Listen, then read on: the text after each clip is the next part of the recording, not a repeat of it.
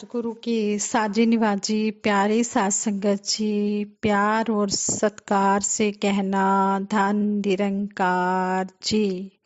तेरी पूजा याद रहे, तेरी इबादत याद रहे, बख्श लो माता जी, बख्श लो माता जी। सतगुरु सच्चे पातशाह हमेशा हमारे मन में आप जी का ध्यान बना रहे। आप जी ने जो ये हमें निरंकार का ज्ञान दिया है, हर पल हम इसका एहसास अपने मन में बसाए रखें और इसी तरह आशीर्वाद लेते चले जाएं। एक स्टोरी है, दासी संगत माँ के चरणों में रखने जा रही है। इस स्टोरी द्वारा भी हमें यही समझाया गया है कि जब हमें सतगुरु ब्रह्म ज्ञान दे देते हैं तो ब्रह्म ज्ञान के अनुसार ही हमने अपने कर्म करते चले जाने हैं। ज्ञान कर्म में ढल जाए तो जीवन का श्रृंगार बने। जब ज्ञान के अनुसार कर्म होने लग जाते हैं तो जीवन की सुंदरता बनती है, जीवन की शोभा होती है। स्टोरी इस प्रकार है। एक राजा के विशाल महल में एक सुंदर वाटिका थी, यानी कि सुंदर बगीचा था, जिसमें अंगूरों की एक बेल लगी हुई थी। वहां डेली एक चिड़िया आती और मीठे अंगूर चुन कर खा जाती और अधपके और खट्टे अंगूर नीचे गिरा देती। माली ने चिड़िया को पकड़ने की बहुत कोशिश की, पर वह हाथ नहीं आई। निराश होकर एक दिन माली ने राजा को यह बात बताई। यह सुनकर राजा ने चिड़िया को पकड़ने की सोची। जब चिड़िया अंगूर खाने आई तो राजा ने उस चिड़िया को पकड़ लिया। जब राजा चिड़िया को मारने लगा तो चिड़िया ने कहा, राजन मुझे मत मारो, मैं आपको ज्ञान की 4 महत्वपूर्ण बातें बताऊंगी। राजा ने कहा, जल्दी बताओ। चिड़िया बोली, राजन सबसे पहले तो हाथ में आए शत्रु को कभी मत छोड़ो। राजा ने कहा, दूसरी बात बता। चिड़िया ने कहा, मुश्किल बात पर, कठिन बात पर भूल कर भी विश्वास मत करो। और तीसरी बात यह है कि बीती बातों पर कभी भी पश्चाताप मत करो। राजा ने कहा, अब चौथी बात भी जल्दी से बता दो। इस पर चिड़िया बोली, चौथी बात बड़ी गूढ़ है, मुझे जरा ढीला छोड़ दो, क्योंकि मेरा दम घुट रहा है। कुछ सांस लेकर ही मैं चौथी बात बता सकूंगी। जैसे ही राजा ने अपना हाथ ढीला किया, चिड़िया उड़कर एक डाल पर बैठ गई और बोली, मेरे पेट में 2 हीरे हैं। यह सुनकर राजा पश्चाताप में डूब गया। राजा की हालत देखकर चिड़िया बोली, हे राजन, ज्ञान की बात सुनने और पढ़ने से कुछ लाभ नहीं होता, उस पर अमल करने से लाभ होता है। आपने मेरी बात नहीं मानी, मैं आपकी दुश्मन थी, फिर भी आपने पकड़कर मुझे छोड़ दिया। मैंने यह मुश्किल बात कही कि मेरे पेट में 2 हीरे हैं, फिर भी आपने मेरी बात पर भरोसा कर लिया, विश्वास कर लिया। आपके हाथ में वे काल्पनिक हीरे नहीं आए तो आप पछताने लगे। सार यह है कि उपदेशों को जीवन में उतारे बिना उनका कोई मोल नहीं होता है। इस तरह सतगुरु सच्चे पातशाह हमें समझा रहे हैं कि ज्ञान लेकर जिसने ज्ञान का ना उपयोग किया, व्यर्थ है सब कुछ, ज्ञानी जैसा जीवन जो ना जिया।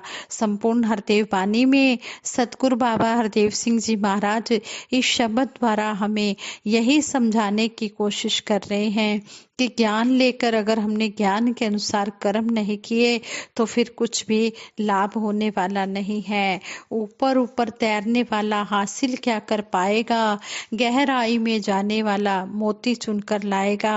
ऊपर ऊपर तैरने का मतलब हमें इस शब्द द्वारा यही बताया गया है कि बोल चाहे हम कितने मर्जी बोलते रहें, सुनने को हम जितना मर्जी सुनते रहें, कुछ भी हासिल होने वाला नहीं है, कुछ भी प्राप्त होने वाला नहीं है। जो गहराई में जाएगा, जो इन बातों को अमल में ढालेगा, कर्म में लाएगा, तभी उसकी मुक्ति भी होगी और तभी उसे इस ज्ञान का लाभ भी होगा। भवसागर में ज्ञान की नैया सतगुरु सदा चलाता है। पार वो होता है इस नैया पे जो सवार हो जाता है। सारे संसार में ये ज्ञान की नैया सतगुरु चला रहा है और पार वही होता है जो इस नैया पे सवार हो जाता है, जो मन वचन कर्म में एक हो जाता है, जो बातें सुनता है सत्संग में, फिर उनको सुनकर उन पर अमल कमाता है, उसी की कीमत बनती है। ये ऐसी है नाव भंवर में जो ना कभी फसानी है, जो ना कभी फसाती है, सीधे सीधे ही चलती है, कभी न चक्कर खाती है। भ्रम की लहरों में न फंसकर इसमें बैठ जो जाएगा, तर जाएगा आसानी से, डूब नहीं वो पाएगा। भव सागर है गहरा सागर और बड़ा भयकारी है, भय न खाना सतगुरु माझी समर्थ है उपकारी है। इस इन लाइनों द्वारा भी हमें, इस शब्द द्वारा भी यही समझाया गया है कि ये भवसागर जो है ये बड़ा गहरा सागर है, लेकिन जिसके ऊपर सतगुरु निरंकार का हाथ होता है उसको फिर किसी प्रकार का भी कोई डर नहीं रहता है। ऐसा पैसा और रुपया कुछ ना उतराई का लगता है, कहे हर देव केवल अपनी मैं को देना पड़ता है। इसमें यही समझाया गया है कि सतगुरु के दर पर आकर सिर्फ अपनी मैं को गंवाना पड़ता है, अपने अहंकार को त्यागना पड़ता है। जिसने अभिमान को त्याग दिया, जो नम्रता में आ गया, वो सब कुछ पा जाता है।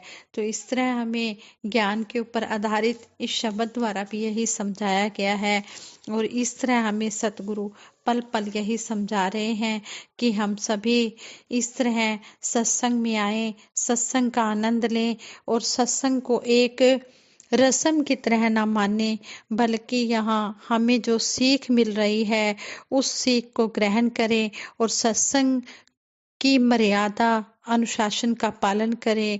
ज्ञान की रोशनी लेकर एक जले हुए चिराग की तरह मिशन की इस विरासत को आगे से आगे बढ़ाते चले जाएं। हमें ज्ञान को अपने कर्मों में ढालना है। अगर हमें लगे कि हमारे अपने ही ज्ञान का चिराग बुझ रहा है तो आसपास के जलते हुए चिरागों की रोशनी से अपने आप को फिर से प्रकाशित कर लें। निरंकार हमारे हर कर्म में शामिल है, हर एक में निरंकार का अंश है। हमें निरंकार का एहसास करते हुए मिशन की शिक्षाओं को अपने जीवन में ढालना है। निरंकार हम सब पर ऐसी कृपा हमेशा बनाए रखे। ये सतगुरु माता सुदीक्षा जी महाराज हमें समझा रहे हैं कि पल पल निरंकार को अपने अंग संग मानते हुए ही हमारा जीवन व्यतीत हो और जो सिखलाई हमें संगत से मिली है यह हमारे व्यवहार में भी झलके।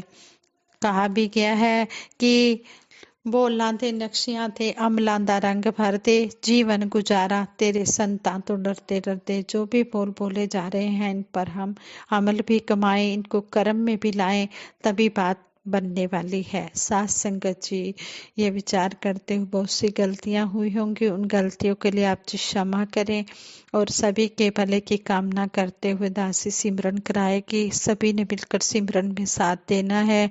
तो ही निरंकार मैं तेरी शरण हाँ मैनू बख्श लो, तू ही निरंकार मैं तेरी शरण हाँ मैनू बख्श लो, तू ही निरंकार मैं तेरी शरण हाँ मैनू बख्श लो।